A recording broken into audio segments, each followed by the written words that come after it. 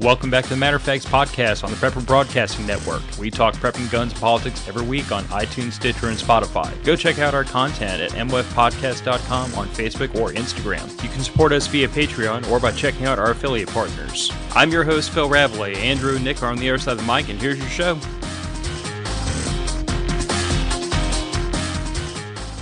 So I'm not totally sure about that intro, but I know someone is going to really appreciate it being much shorter and sweeter and to the point, and someone's going to get really aggravated because I just screwed up all the presets they had to skip the first X number of seconds of this podcast. So you're welcome if I ruined your day, and I'm sorry if I didn't, or vice versa, something like that. Let's see here. Before we do the admin work, it is worth pointing out that Raggle Fraggle was the first into the chat. Stuart is on time for once, so I'm pretty sure the world is going to end. And hello to Jeff Jag. I saw him leave a comment on Facebook saying that next year he's really going to try to make it, and you should. It's a lot of fun. But absolutely, the name of the episode is Back to Reality. We're going to talk about the summer camp trip with a little bit less drinking and tomfoolery than what we had a week. Significantly fewer dogs. Oh, yes. There were some dogs in the background of that one. How many damn dogs did we have there? We had your one. The Rains brought 2. 4, and then there was Benny and Sophie. Yeah. 7, 9 maybe? Because there was 3, 2, 5, 6, 8. Yeah, at least 8. Who else's dogs are you counting? Well, there's the 2 dachshunds. Yes. There was Josh's 3. Wait, Josh had 3? I thought he had 2. He had Otto. Maybe I'm double counting one of the dogs. Oh no, Josh's 3rd dog was somewhere else. Yeah. 7. I still don't know where you're getting 7. It doesn't matter. There was a ton of dogs there and a ton of campers, and well, there was 5 just between Tommy and Josh, plus the 2 dachshunds and mine. There 4 plus the 2 Malinois. I totally forgot about Tim and Caroline's 2 Malinois. Okay, that's where our numbers are coming apart.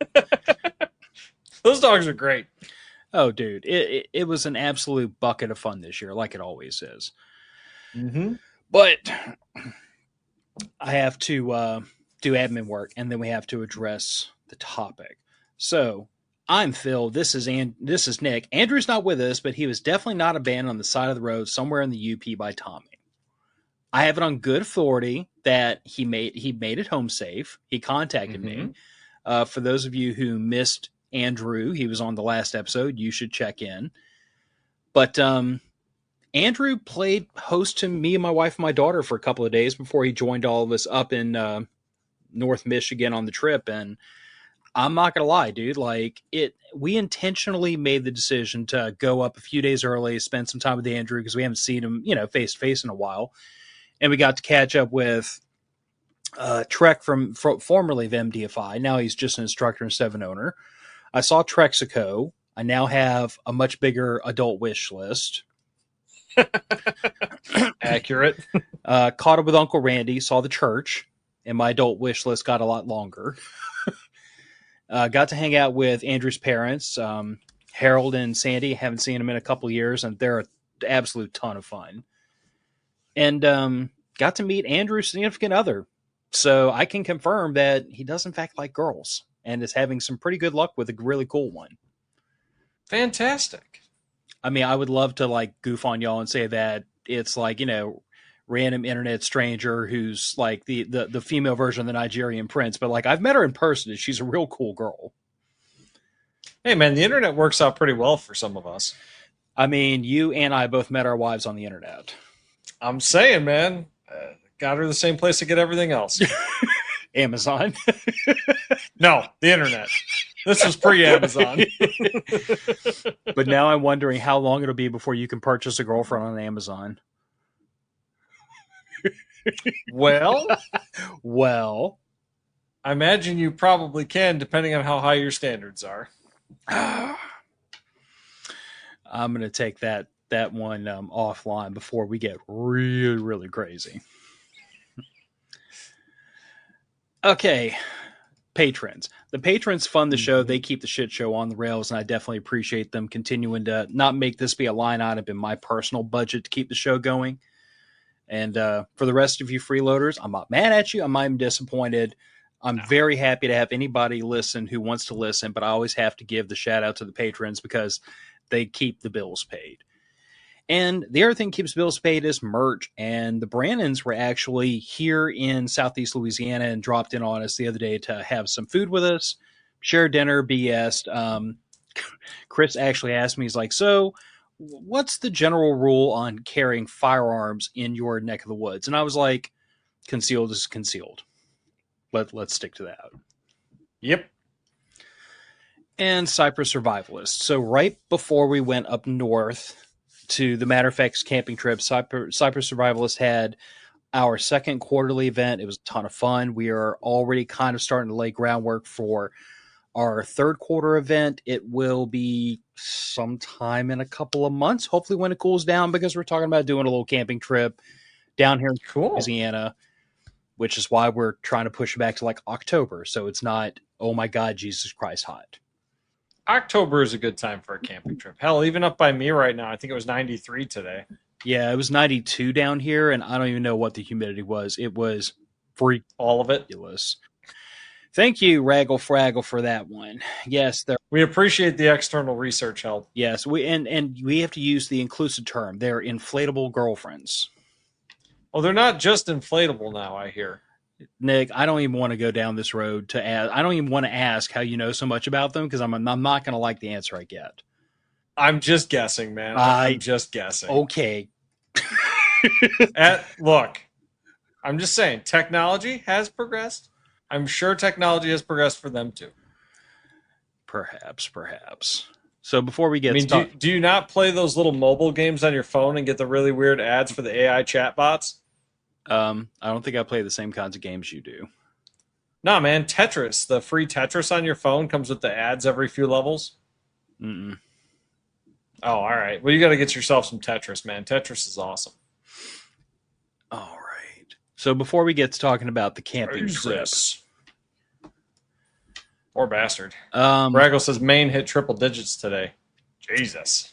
Yeah, I don't know which one of y'all. I don't know which one of y'all angered Mother Nature, but please apologize already.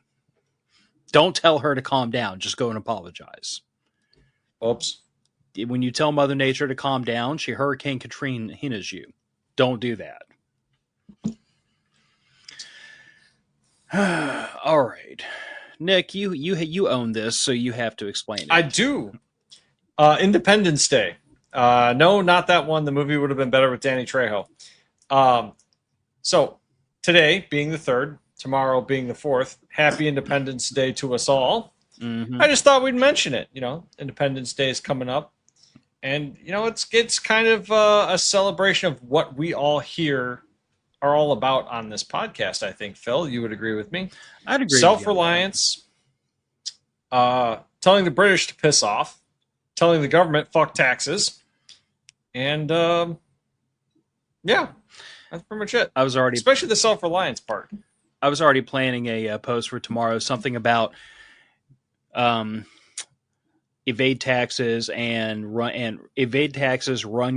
guns, smuggle guns, and make your own moonshine. Be the kind of citizen the founding fathers would be proud of. Happy Independence Day. Absolutely. But no, that movie would have been better with Danny Trejo and Steve Buscemi as the fighter pilots. I'm pretty sure every movie would have been better with Danny Trejo. Titanic. Yes, infinitely better. Find me a role in Titanic for Danny Trejo. Well, he could have replaced what's her name. Okay, that would have been a better movie. Yep. I'm fine with that. Definitely would have been much more entertaining, wouldn't it? I'm absolutely fine with that. And then Steve Buscemi could have replaced Leonardo DiCaprio. Instantly much more entertaining. All right. I will allow this. We need to crowdfund a remake. No, that one of those was plenty. Thank you. All right. So where do we even start when we tell people that did not make it to this camping trip and haven't made it to any of the others? I feel like we have to start at the beginning. Sure. So when this podcast very first started, like pre-Nick, pre-Andrew, when it was just me Googling how to start a podcast, and I understand how absolutely hilarious that sounds in 2025 when AI can invent a whole podcast for you. But in the old days, back in my days, Sonny, you had to Google this stuff because there was no like pre-laid path for how to do this. You just figured it out. And I did that. And as Nick is want to remind me, this is all my fault now because I went down 100% your responsibility. Yes. Yeah. Making me responsible for all of this and all of y'all is a terrifying prospect. But when you're not responsible for us, you're responsible for bringing the group of us together and whatever ensues because of that. Like I said. So I'm responsible for hooliganism and mayhem, in other words. Yes. Okay, that's probably fair. Yeah, but reasonable. When I first started this, the whole idea of the show was like I saw the preparedness lifestyle as being something that really should be more mainstream than it looked like. Oh, absolutely. And I wanted to break down that stigma where people think, well, I'm not into preparedness because I don't do these weird things. And I wanted to show people, I'm like, no, there's perfectly good reasons to be a prepper. And most of the stuff you're doing in your daily life kind of slots into that Jenga stack someplace of preparedness. You just don't think about it that way. Yeah. And then as time went on, I started looking for kind of like my extended tribe. You know, I met Andrew. We started really gelling together well as host and co-host. We got involved with the crew that puts on Prepper Camp, went out to a couple of those. Through that, we met James and the group at Prepper Broadcast Network. And like as we grew as in the preparedness lifestyle, the show continued to grow as well. And then that's kind of how we found our way to you, Nick, and then downgraded you from patron to co-host. Yeah, it works out. I mean, I get to hassle you in real time now. Okay, so you're welcome. Yes. But I enjoy myself. But in the process of doing all this, like something stood out to me, and it was the fact that like I could not get my wife for years to come to Prepper Camp. I couldn't get my daughter to come. It was always that's the boys' trip. That's your thing. Sure. You know, like the prospect of living in a tent, weather be damned, which was a big deal breaker for the two of them. Because like normally when we go camping down here, we wait till it's cooler. We pick a good weekend. Yeah. If it looks like it's going to rain the whole weekend, we'll usually scrap it, do another weekend. But in this case, like I was making these reservations 6 months in advance, and I didn't care if it was a tropical storm. I was going. Right. So that was a little more intimidating for my wife and daughter. Can be for sure. The fact that we were going to almost make it a working trip for the podcast. They didn't feel like it was really their scene. And the idea of like, 8 hours, 3 days taking classes and everything just wasn't their thing. So that was about the moment I started talking to Andrew initially and said, hey, we're meeting this group of people at Prepper Camp. That's where we met Tommy, and that's where we first met Tim, and that's where we met, that's where we started meeting a lot of these people face to face. And I thought to myself, I'm like, but hold on a second. If I can't get these people to like come and hang out and bring their families, we're missing something here. We're missing the ability to like knit a community together, because we got to get the wives together. We got to get the kids playing together. We got to get these people out of the environment where it's just, I'm coming to take classes and take notes, and put them in a more casual environment where a person who's not hardcore prepper will come and not feel threatened by that. And that's when my wife and I initially, and then Andrew, started talking about how do we take this vibe, this around the campfire at Prepper Camp vibe, but we make it to where people want to bring their families out to it. And I think you've succeeded. Yeah. Well, that's where the Matter of Fact's summer camp came from. And it was a really simple concept. It was always, we're going to get everybody together. We're going to pick a spot somewhere in the U.S. We try to stay kind of centrally located so that it's equal distance for most people to make it. And I always tell everybody the same thing. We're going to be here from this date to this date. Make your own reservations. You can tent camp. You can stay in a cabin, stay in a lodge, stay in a hotel. Tim and Caroline bring their RV with them. Everybody does whatever they're comfortable with. And then we all spend that time together. We do a lot of sitting around the fire, fair amount of drinking, smoke way too many cigars. Well, we always wind up hiking together. We always wind up being tourists together. We wind up seeing the sights and exploring the area. And like, it's always this very open, do what you're comfortable with. Feel free to bow out if you're not happy with it. Go off, do your own thing. We'll catch up with you later. And it has turned into this event that, like, it started as, I've got this really cool camp vibe around the campfire that starts at about 6 p.m. at prepper camp, but I want to put that somewhere else where that's the vibe the whole time, and people bring their wives and their kids with them. And we've done that now. And this was the 4th year in a row that we've picked a spot, told everybody this is where we're going to be, hope we see you. And every single year there's been more people show up. True. Oh, Stuart. Stuart said, my whole plan was to get them drunk, take compromising photos, and extort whiskey and cigars to not share the pics. Look, I tried to get Phil drunk with some cask strength double O. You succeeded, sir. You succeeded. I am a lightweight. I am a very easy drunk, and that cast strength. Actually, the first night I hit it a little too hard, and my acid reflux was like set to kill.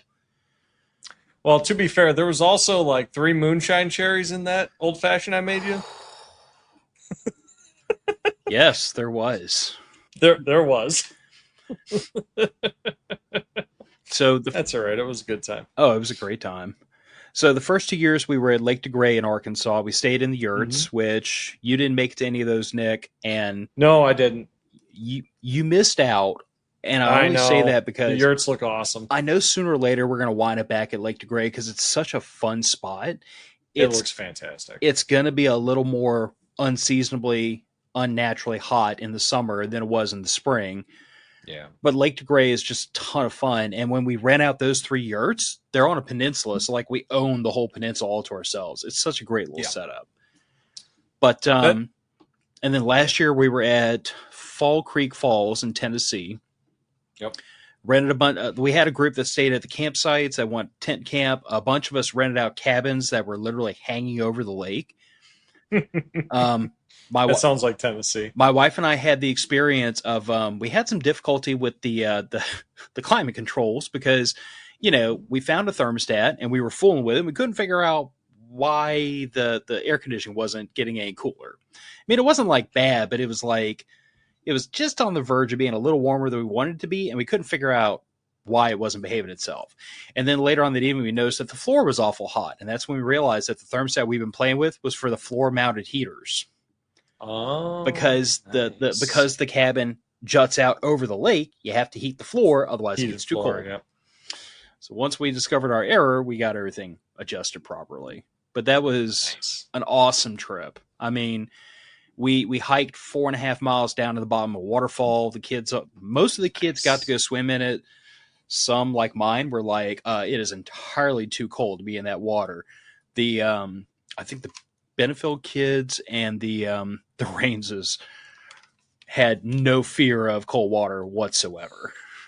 That sounds like kids. Yeah. Well, also for our favorite Wisconsinites, they were the temperature at which the rest of us would have been, on the verge of hypothermia, they're giggling about. It's a wild experience. But it was a great time. Like, we did everything you can think of. We hiked, we saw the sights, we went to a cave, we spent a lot of time just eating and goofing off and just hanging out. And like, that's always the thing that's always the balancing act Gillian and I and the rest of the campers try to manage is, on the one hand, we're there, we want to see stuff. Yeah, absolutely. On the opposite hand, we don't want to be like a Bataan death march and we spend like 3-4 days killing ourselves doing 12-hour days. We want to relax and visit. And we always find that balance someplace. And then this year we went to the Upper Peninsula of Michigan. And We were not staying in the UP, but we did spend some time up there. I mean, you could have thrown a rock and hit the UP as far north as we were. I mean, we were only That's true, yeah. We were only like what, 2 miles from Mackinac Bridge? Yeah, I think so.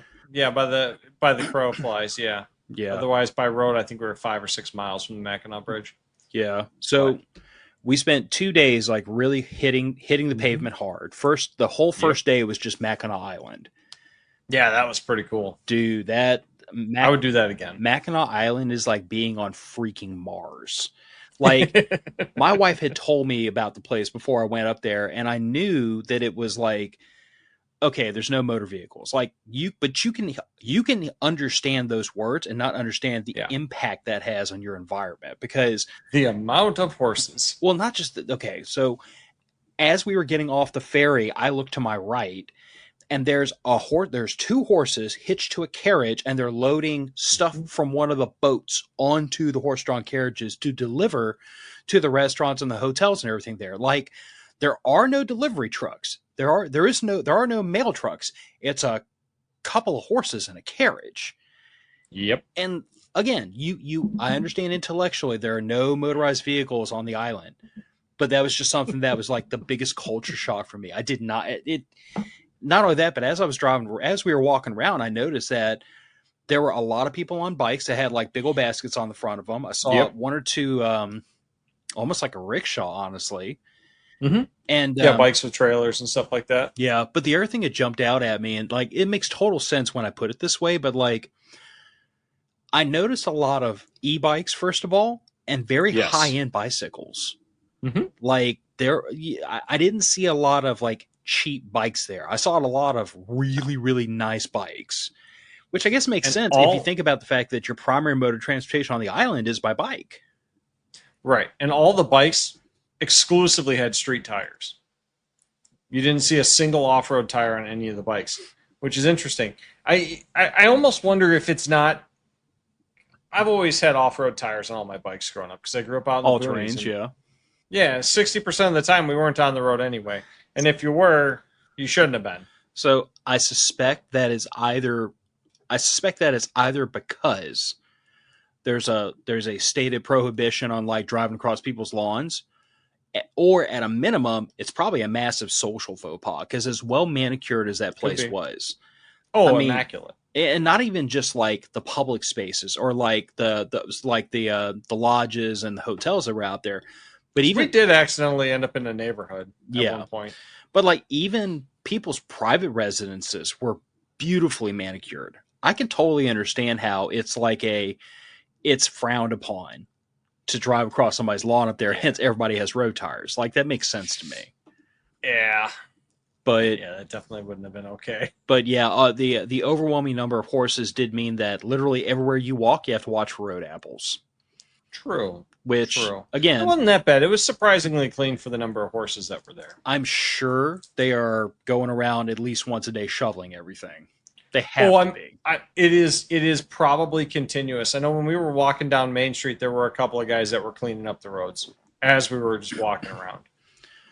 Yeah, but it's just one of those things that like, when's the last time, Nick, you were just walking around in a neighborhood and had to watch out for horse crap? I mean, it's not a common experience in the 21st century. 2 years ago?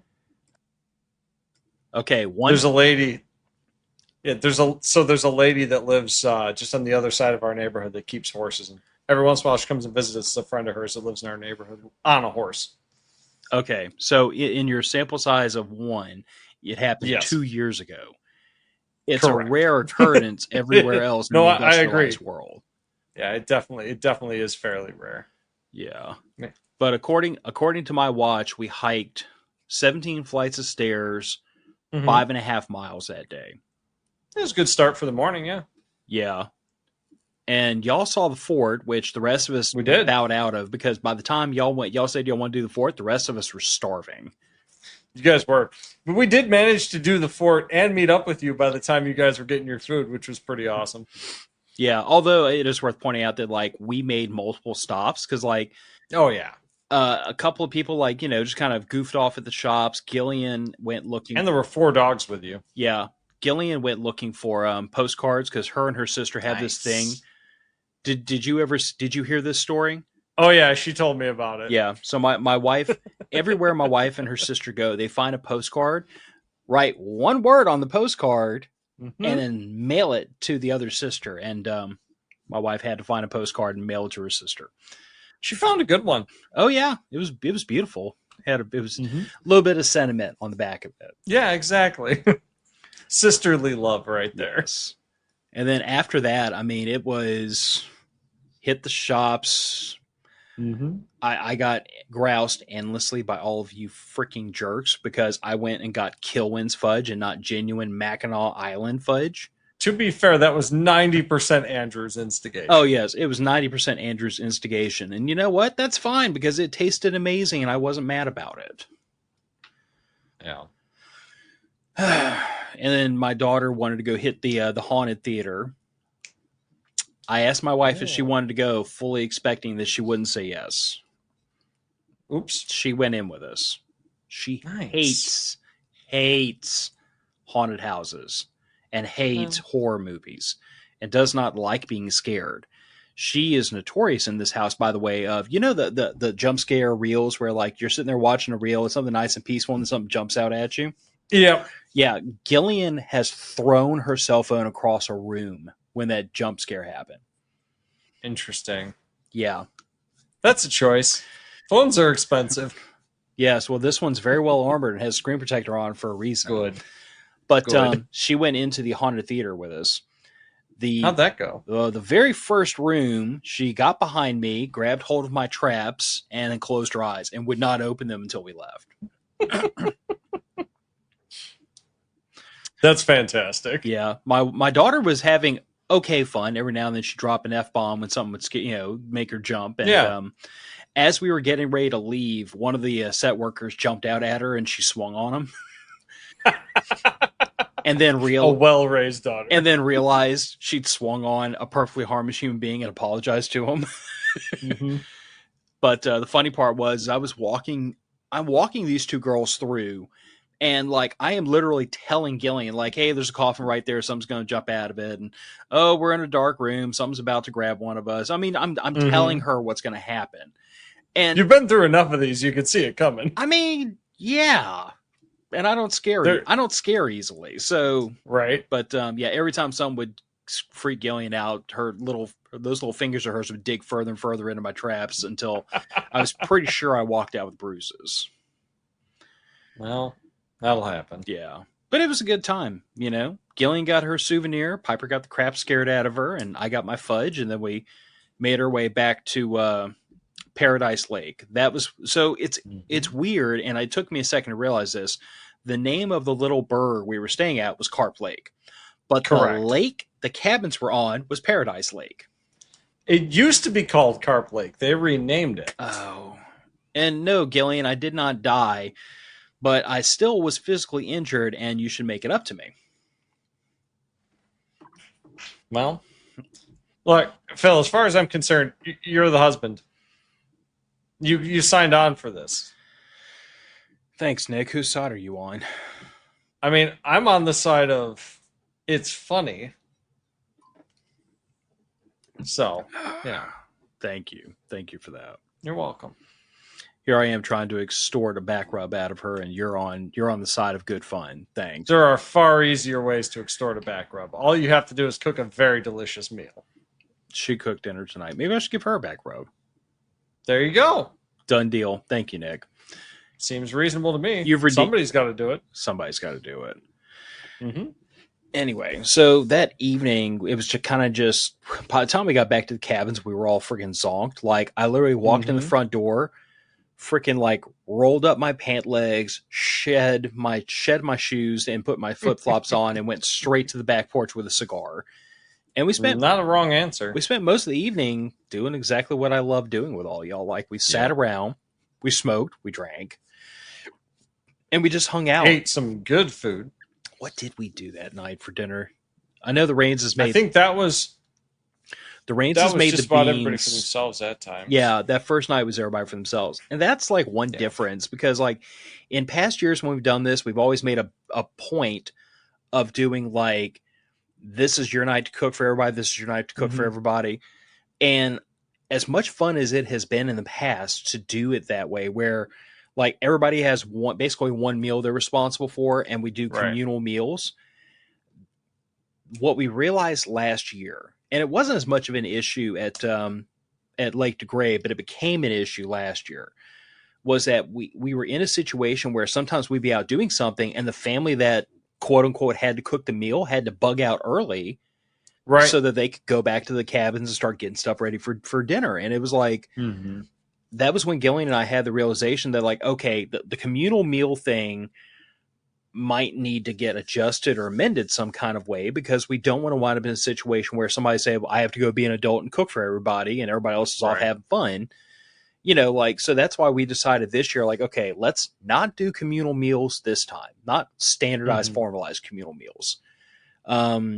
Victoria and Kyle were our two new campers this year. Victoria brought an absolutely ridiculous amount of homemade sourdough bread, which was amazing. So good. The Rainses made a big old pot of beans one night, and that I don't think much of that made it home. Like, we ate the hell. I think none of that made it home. So everybody kind of like what we ended up doing was like everybody was responsible for their own dinner, but then post dinner when everybody was sitting around drinking snacky treats. Yeah, everybody brought snacky stuff, and I think that was the best way to fit. I think we finally might have happened upon the best way to do this, because everybody knew going in, you do your own breakfast, your own lunch, your own dinner.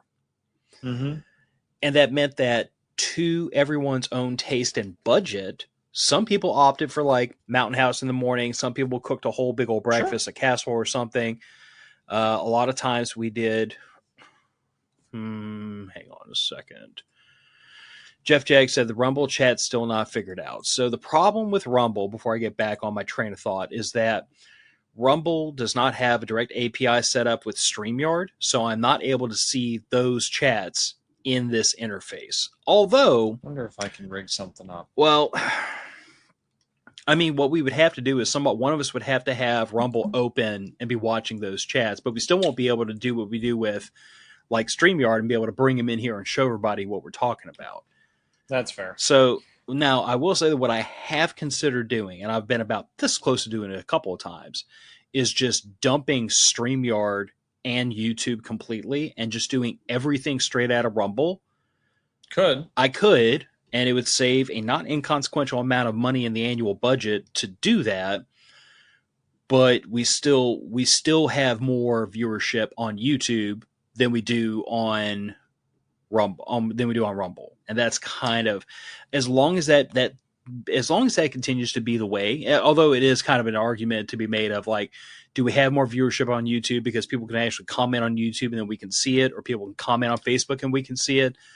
Or is it just that Rumble is still not mature enough? I mean, that's I don't know, guys. Let us know what you think. If everybody says they're fine with Rumble, then Jeff Jag said, "Oh, this is on my side. Still tell me to verify and haven't figured out how to fix it." Well, but that's also the reason why, like, a lot of content creators haven't completely embraced Rumble yet. Like, I enjoy using Rumble. I make a point of like checking up on it every now and then, but I am not yet at the point of like full commit, just because it's still not quite a mature interface yet, and the UI is not great for the viewer.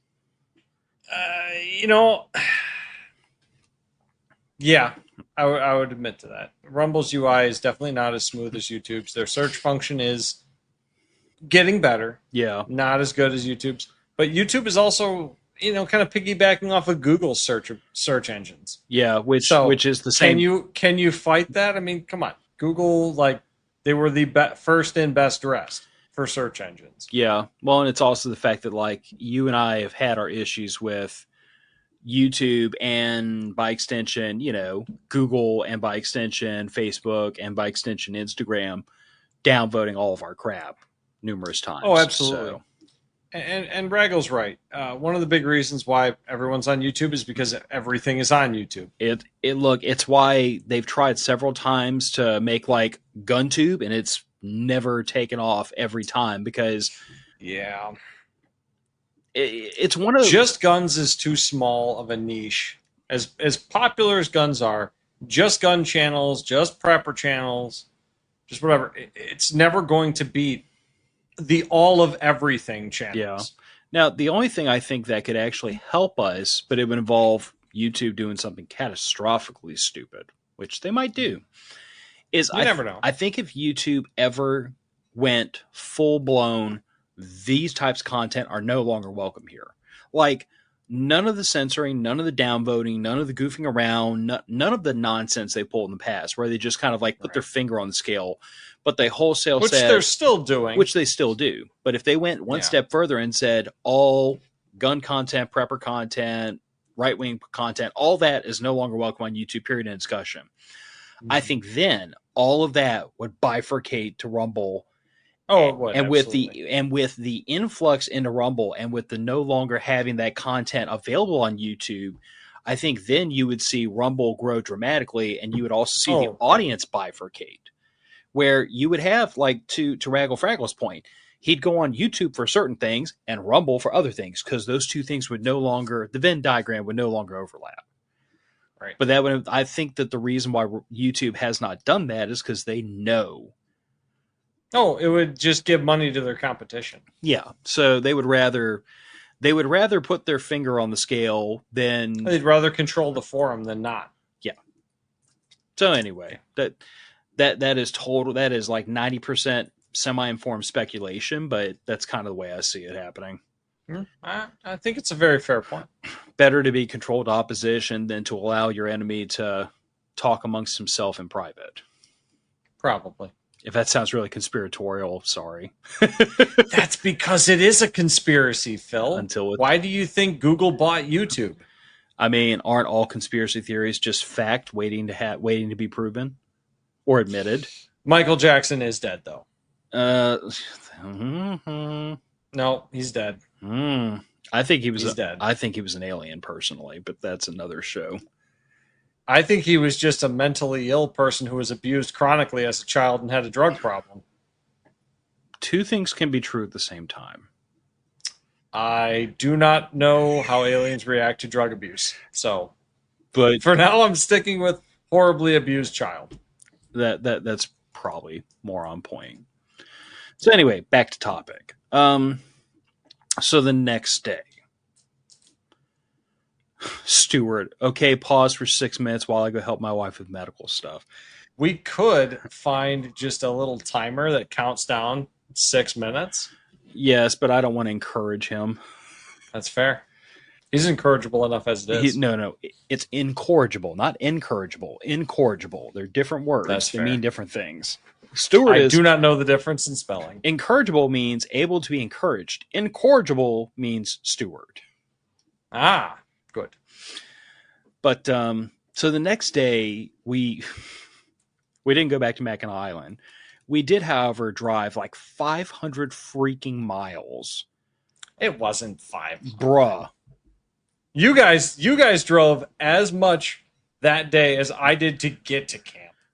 Okay, so me and my wife skipped out early. We left our dog back at the cabin, so we had a perfect excuse to miss the last 4 hours of driving. Yes, but we drove from Paradise Lake almost to freaking Canada to Whitefish Point. Yes. And I'm not fantastic.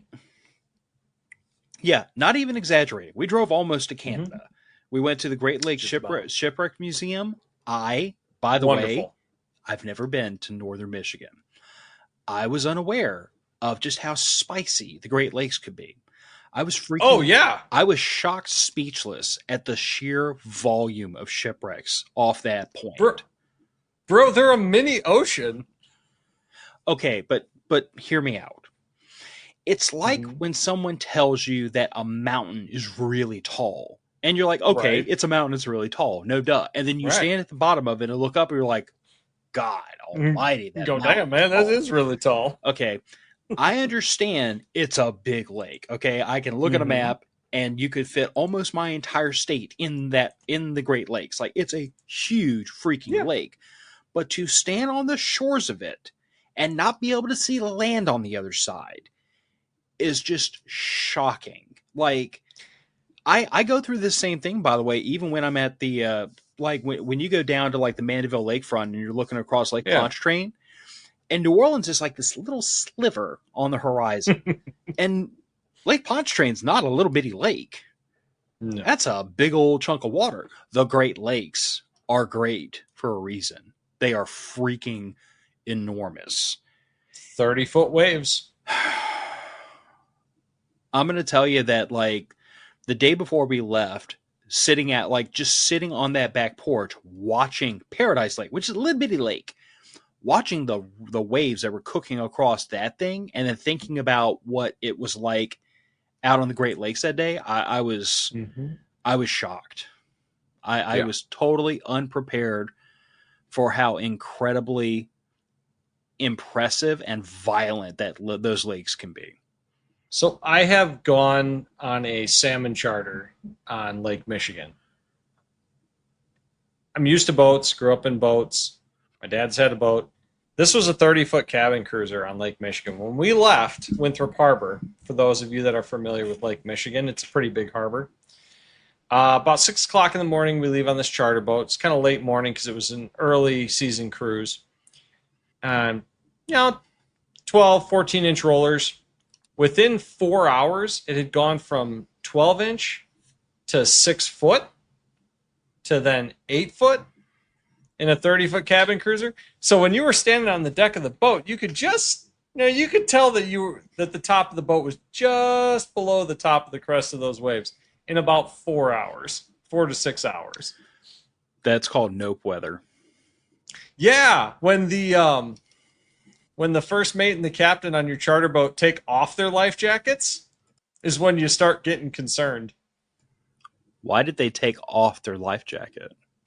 Because the water was 40 degrees. Didn't matter. Coast Guard wasn't going to get to you in time. Outstanding. I asked him. I said, they had us all put life jackets on and all that because it was getting a little rolly. And, guys slip off the deck every now and then. Fair enough. Fine. But at a certain point, right before he told us, hey, guys, we got to pack it in early. Sorry, got to cut it short. The weather's getting too severe for this boat. I see him stowing away their life jackets. So I asked him, and he said, with the water temperature the way it is, you will die of hypothermia before the Coast Guard gets here. So you can choose to drown fast or you can choose to freeze to death. Your call, man. I choose drowning. I mean, I still think I probably still choose hypothermia because then, although at 40 degrees, that's still going to suck. 40 degrees was surface temperature, yeah. Anyway, so the Shipwreck Museum was sobering, to say the least. Oh, yeah. Very. After that, we saw Tequamana Falls. Which, beautiful little falls. Yeah, I was a little disappointed that the path to walk down to the falls was closed for construction, but Yeah. I understand why they want to make all these easily accessible paths. And this is something we talked about actually that night around the campfire, that it is nice that they make these paths easily accessible to people. I can understand it for the overlooks. I want a little bit of rock scrambling to get down to the falls. Even if it's only a couple of miles of scrambling. You know what I'm saying, Phil? Yeah. I'd like to feel like I earned going down to the falls rather than walk down some stairs. You would have liked Fall Creek Falls. Probably would have loved it. 4.5 miles down. That sounds like a good start to the morning. 4.5 miles back up. Yeah. Yeah, when me and my wife went to see Rainbow Falls in Tennessee, I think it was 6 miles up. But I still say, as cool as Tequamana Falls was, and the restaurant there was really nice. Yeah, it was. But Kitch to Kippy that y'all skipped out on? Yeah. Bruh. I know, we need to go back to see that. I did. Okay, They're shocking. Kitch to Kippy is a freshwater lake that is filled by a couple bottom up from a spring, isn't it? Yeah, from the bottom up by a natural spring. And apparently there's a massive copper deposit in the groundwater because the water has this greenish blue tint to it. But it is crystal clear all the way to the bottom. So as they put us in this little boat that was like being towed across on a cable. Yeah. And the but the boat has a hole in the bottom. It's basically like a pontoon boat with a clear center, and Yeah. you're looking at fish swimming underneath you. You can see the floor of the lake. It is the creepiest, coolest experience I've had in a long time, because like, especially down here by like Pontchartrain and the Mississippi and the Pearl, like these and the Tangipahoa River, these rivers are also freaking muddy and full of silt. You can put your arm into that river and can't count your fingers. Well, you're at the bottom of the continental flowage. Yeah, but up there, the water was so clear, it was just it was shocking. I don't know another word for it, and it probably sounds really funny to anybody that's from that part of the country, but it was like being on Mars. It was so completely different from anything I've experienced in South Louisiana. It was a really, really cool experience. Yeah, it was. Unfortunately, we weren't able to find any of your wife's rocks that she was looking for with her flashlight. Yeah, Gillian went out looking for Uper rocks and didn't find any. I have assured her that just means we'll just have to go back one day. Just have to go back. Yeah. But it was a good time. That evening, we knew that the next morning we were going to lose a handful of campers. So that night, right, we went back. That's when we recorded the roundtable episode or the fireside episode. We call it different things every year. Yep. We low key bullied Kyle and Victoria into coming on. I told the two of them, I'm like, hey, summer camp is like Fight Club. If it's your first year, you have to fight. I just keyed up my wife to grab them and pull them onto the table. It worked out pretty well. Yeah. But they came on and they were a lot of fun. I mean, Victoria and Kyle they were a lot of fun. They are. Little, they're good people. Little on the quiet side. I almost got the impression that like they were a little bit intimidated when they first kind of like came around the corner and said, hey guys, but we did our absolute best to just welcome him in, fold him in, make him part of the group, and make him feel comfortable, because like that's the whole point. I get it. It's they've talked to a few of the people in the Patreon chat, and they've talked to you and me in the Patreon chat back and forth, but they've never met us in person. I get it. It's a big group of people. It's a group of people you really don't know. Yeah, you see me and Phil's face and Andrew's face all the time, but you don't see the faces of the other patrons. So you don't really recognize them necessarily right off the bat. And there's a pretty good chance everybody in that group is armed. Oh, there's 100% chance that at least one member of every family was armed at all times. Like that's exactly. Just baseline. Yeah, so I get it. Big new group of people, but dear God, did she slay the bread? Oh my God, was that good? God, would eat again many times. Well, and the hilarious part is like, so and most of y'all have had this experience when you get me talking about something that I know a lot about, like coffee or night vision or anything like that. Me, you, and Kyle about reloading when we first got to Mackinac Island, creeping out the normies. Just don't make plans for about an hour, because I'm going to sit there and talk your freaking ears off until I've gotten it out of my system. That was Victoria with sourdough bread. Mm-hmm. As soon as someone asked, like, you could just see it flow out of her, and it was the coolest thing, because I was just like, "Yep, this little lady has found her niche. She is she is going to tell us all about sourdough bread, because it's something she knows a lot about and she's passionate about." And you're right, Kyle was the same way. Once we got him talking about reloading components, the conversations just flowed, and it was so much fun. Oh man, it's like getting together with your high school buddies all over again. This trip, yeah. That's exactly what it is. It's a bunch of people that you have a ton in common with, despite the fact that you've maybe never met them before. Yeah. And that to me, that is kind of like the fun part of this, is that like, even though it was like our first time meeting each other face to face. I mean, yeah, we talk every week. We do. But like you and I had hypothesized before we went out there, like, either our wives are going to really hit it off, or they're going to totally hate each other. Definitely get along well. A lot. Well, what I came away with was, I was like, okay, probably owing to the fact that like you and I have somewhat similar personalities in some ways. Oh yeah. the two of them had fairly similar personalities in some ways. Absolutely. It was fun because, like, I don't want to say that it's a homogenous group, because by no means is it. But No. there's enough commonalities there in terms of like interest, personality. I almost want to call it like social confidence, as weird as that sounds. Because, like, I don't think it's probably a stretch to say that the majority of us in mixed company are probably like a little more private, keep to ourselves, a little more measured, maybe not let all the crazy come out in front of the normies. But Sure. in this bunch, we know we can just let it all out. Oh yeah. And It's fantastic. and because of that, there's this like quiet confidence where it's like I can let my guard down and be me around all these people because they're just as weird as I am.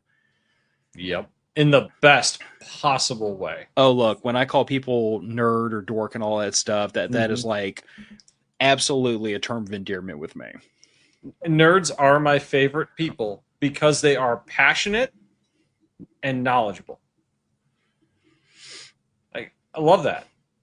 If there is something that you just absolutely cannot get enough of, and you have devoted so much time to learning it that you are that enthusiastic explaining it to me, phenomenal. I want everything to do with that because, number one, now I don't have to spend all that time learning it because I've learned it all from you, and it's probably something that's pretty cool. Yeah. I mean, I guess that's like when I pull my laptop out and like turn around and just said like just thumb through all this satellite data and tell me what you think. Oh Christ! I spent 45 minutes digging through your laptop looking at satellite data. Fortunately, I don't keep the spicy pics on that. That's fine. I don't need those. But yeah, I mean, it's just I think that is what I love so much about hanging out with this group. Like I've said it before. I will say it every time. It will be a meme or it'll be annoying. But like the summer camp trip is the trip I look forward to for like 11 and a half months. Every single year, I am just chomping at the bit to get back out there, pick another place, go see my friends again, go hang out, make those memories, get the kids together for as many years as we can convince all of them to have anything to do with us. Yeah, and they seem to love it.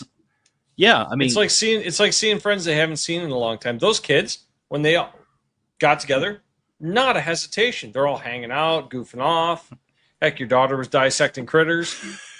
Yes, my daughter and Josh's middle child were I think so, yeah. dissecting minnows because they just wanted to see what was inside of them. Fair enough. Although, true to form, my daughter found a minnow that like washed up on a bank because I always told her, I'm like, if you kill it, you have to eat it. She said, but this was already dead when I found it. I'm like, okay, that's fair. Then don't eat it. Don't eat it if it was already dead. Not sure how long that had been dead. Not sure either, but not long enough to.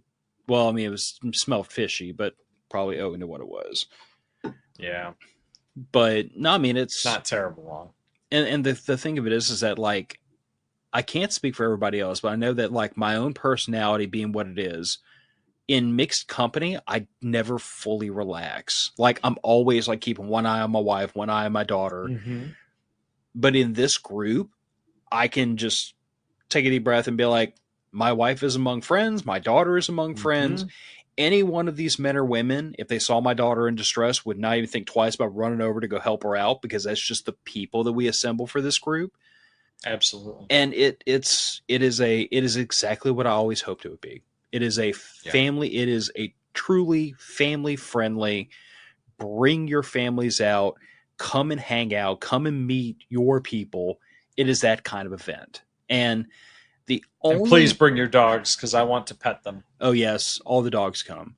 Now, my one marginal regret is that we've always restricted this to like patrons and one or two people that we've invited above, in addition to the patrons. But it's pretty much people we've camped with before that like we know them, we know they fit into the group. We like there's a couple of exceptions, but people you met at prepper camp, pretty much. Yeah. And there, I've wrestled with this. Like some years, I'm like, do we open it up more? But then I think to myself, I'm like, but I don't know if opening up more is really the right thing to do. I don't feel like it is. You know, maybe one year, at some point, we can discuss it and just open it up to listeners generally. of the podcast. I don't know that I'd want to open it up further than that because I don't know. Well, but now that Cypress Survivalist has kind of like gotten legs underneath it, like those really are available to everyone, public facing events. But I kind of feel like the Matter of Fact Summer Camp is probably for the foreseeable future. It's always going to stay that small group. It's always going to stay the patrons. And we're going to move it around every year to try to make it a little more convenient for people in different parts of the country. So that hopefully, like, you didn't make it last year because it was a 12-hour drive, but now we're like 2 hours away from you. You have no reason not to come.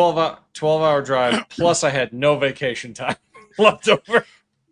Hey, look, I understand that. I mean, the whole reason why we moved it into the summer was because a couple of our campers are teachers, and those poor ladies just do not get time off during the school year. Correct. So it's one of those things where, like, I would love to tell everybody I'm just a freaking genius and I planned all this out, but most of the history of the Matter of Facts podcast has been kind of like me saying, let's see if this works or not, and then just going for it. And this camping trip kind of started out the same way. It was, let's try it once and see how it works. And then every year I'm like, well, this worked out much better than I thought it would. So let's just keep going. It worked out phenomenally well. My only thing I would like to do, and we talked about this at the trip, is that it would be nice if we could find a campground that had the cabins, had the camping, had the RV parking, so we were all in the same general area. Because there were a couple of us that had to drive a little bit. Yeah. And actually, like, this year was the first year we had people at different campgrounds. Right. Because at Lake DeGray, you have all they three. Had all of that. And at Fall Creek Falls, we had that row of cabins, but then we had people that were like maybe a quarter mile away that were all down the lane. So this year was kind of the first, and honestly, it was kind of like, it wasn't really pre-planned that we were going to have, that we were going to be broken up into 3 different groups like this. It just kind of happened. Yeah, that it worked out well. We rented out all but one of the cabins at this little resort that we were at. Those poor people. They were fine with it. They were right down next to us. They had a couple of dogs with them too. I was over petting their dogs the one morning. They seemed like nice folks. But yeah, I will admit, next year I want to make sure, and for the purposes of the viewership who's hung out with us for like 57 minutes. So next year we're eyeballing Kentucky. It's not set in stone yet, but Caroline is doing some looking to see if there's like a state park or something in that area that will fit our needs. And like you said, her husband did say she was excellent at planning, so we voluntold her to plan. Yeah, I mean, I would go so far as say we might have bullied her, but I don't think you can bully. She seemed enthusiastic. Look, you can't bully that woman into doing anything she doesn't want to do. Her personality will not tolerate that. She's a wooden spoon away from being a grandma chasing folks. I'm not even going to insinuate that you refer to her as a grandmother because you might get wooden spoon. That's fine. But yeah, we're eyeballing Tennessee. I want to say, and don't say his name on air, but I want to say we have a patron from Kentucky. And I could be totally screwed up on that, but I would swear we have a patron from Kentucky. I don't remember where everyone is from. I will, if you remind me, I will ask in the patron signal chat after this. Yeah. We've got one, and I want to say he's from Kentucky. I could be making that up, but I could have swore he was from Kentucky. He's probably from another state, and I'm just being an idiot. But anyway, could be nearabouts Kentucky. Yeah, well, there's a lot of things nearabouts Kentucky, unfortunately. Well, yeah, I mean, it is, yes. But we're looking at Kentucky. That's going to be a little more central to everyone than Michigan, which Michigan worked out beautifully for the group from Wisconsin, for the 2 groups from Wisconsin, and for you. It did. And it was a 2-day, it was a hump for the Rabble. It was a bender for Phil. Oh, yeah. So we're looking at doing something that's like a day drive for everybody to get there. Caroline's going to do some looking into to see if she can find something that does satisfy all those requirements. Yeah. Like we have everything from cabins to tents and everything in between. So everybody can get what they want and we all be back together again. And I am hoping we can have something worked out within a month or two, because we all know that by about September we need to start making reservations for Accurate. summer. Yeah. But yeah, I mean, that's in the works. Quite frankly, this is the way the summer camp works. Is before we leave summer camp, we are already thinking about what to do next year, because some part of this has to be pre-planned. It really does. Raggle, I appreciate that, but man, I got to find a job down there. Dude, I imagine there are tool makers down there, but bruh, oil industry. I know, but I don't want to work for the oil industry. Their stuff is big and heavy. Yeah. I'm a tool maker. I like small, detailed things that I don't need a forklift for.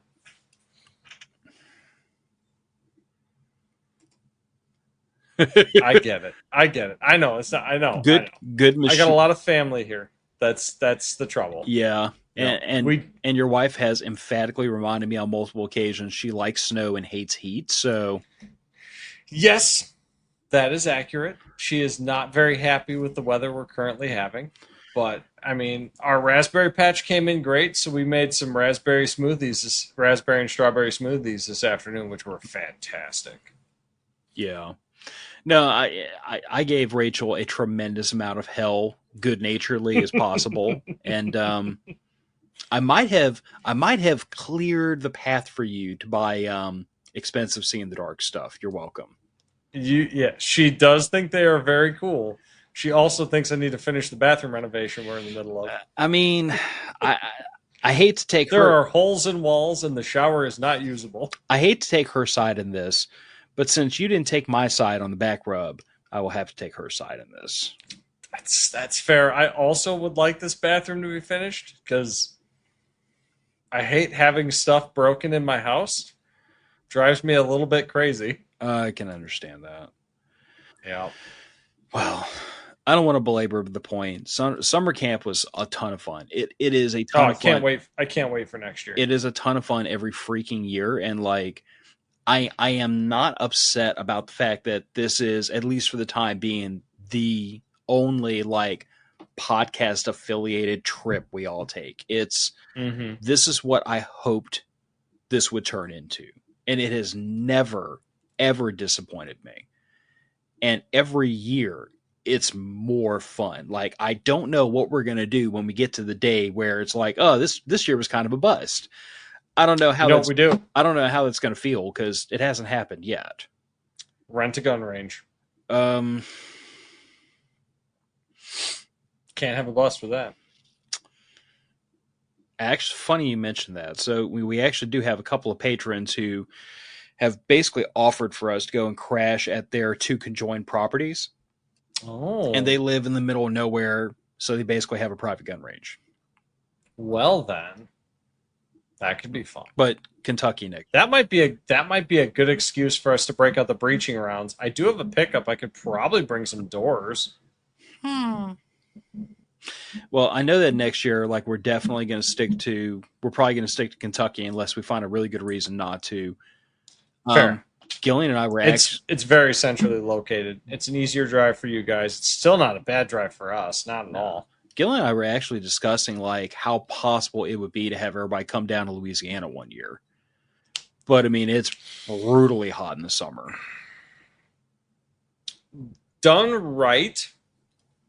And I think right includes mostly cabins with air conditioning for people so that they can cool off at the end of the day. So what I was thinking was, for something like that, we would almost have to do, like, Fontainebleau State Park has the group camping where it's basically like a big bunkhouse, but I'm pretty sure it's air conditioned. Or you'd have to do individual cabins. Like, the tent camping down here in the summer is a suicide mission. Oh yeah, it's not a wise choice at all because you're just not going to get any sleep and you're not going to get to recover.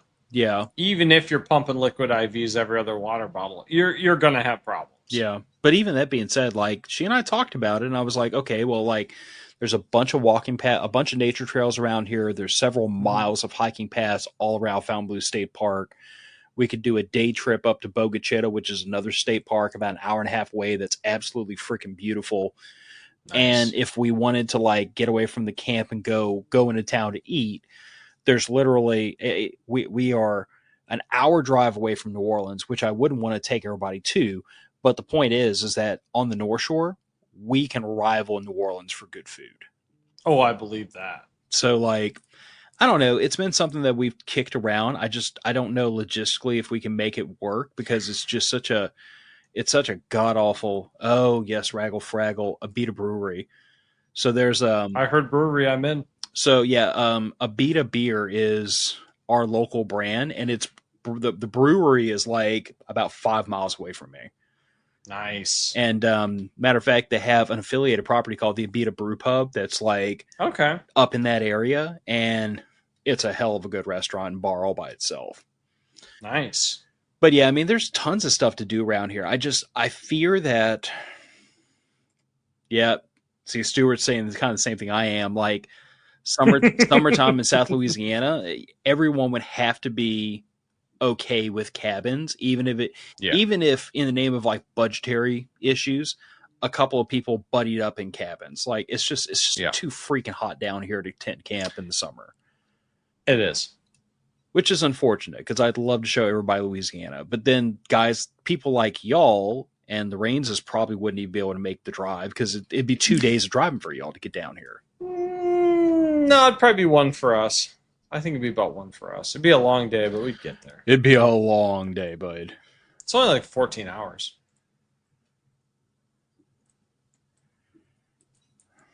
But I don't know. There's definitely some museums and stuff down there by you that'd be pretty cool to see.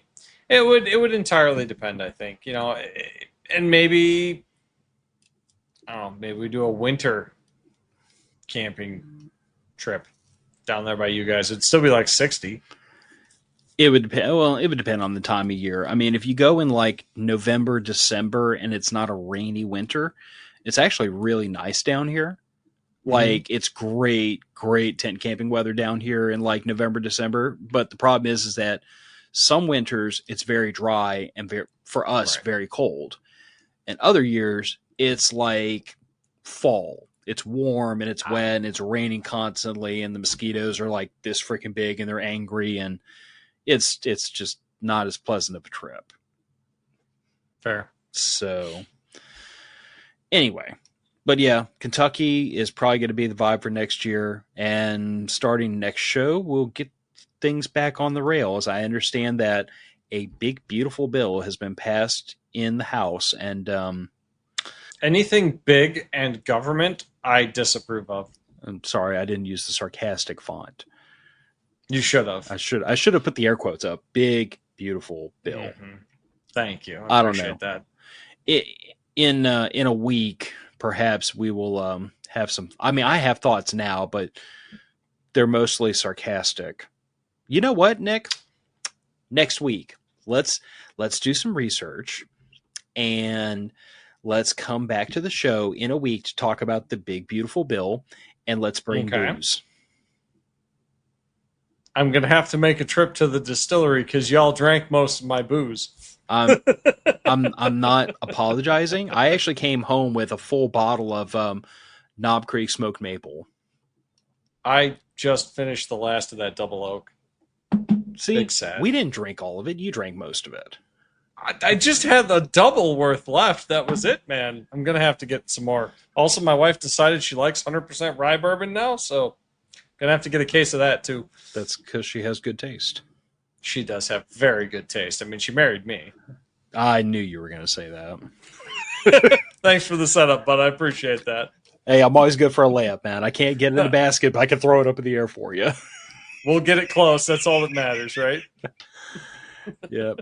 All right. Let's go ahead and punt this one out the door. In a week, we'll be ranting and raving about politics, and God only knows where we'll go from there. But yeah, if you're a patron and you are in the vicinity of like the middle of the country, you should probably take this moment in time to either check in with me on Patreon or in the Signal chat. And if you're not in the patron only Signal chat, you probably should be, because there's a lot of lunatics. I mean, cool people in there you should talk to. And you should definitely keep your ears open, because as soon as we like say this is the spot, usually what I do is I put that in, I drop that on Patreon, because if you're a patron, you should have access to Patreon. That's kind of how that works. And usually I will also like make a quick podcast release about it on the patron only feed, and then we'll talk about it on this public podcast, and then I'll put it in the Signal chat. And at some point, if you haven't heard about it, it's because you're just not listening, in which case I'm taking your money and you're not getting anything for it, which I feel a certain way about, but I probably shouldn't. Well, we appreciate it either way. Yes. All right. Matter of Fact's podcast going out the door. There is no outro, so this will be a little jarring, but I promise a little bit more professionalism next week. Good night, everybody. Night.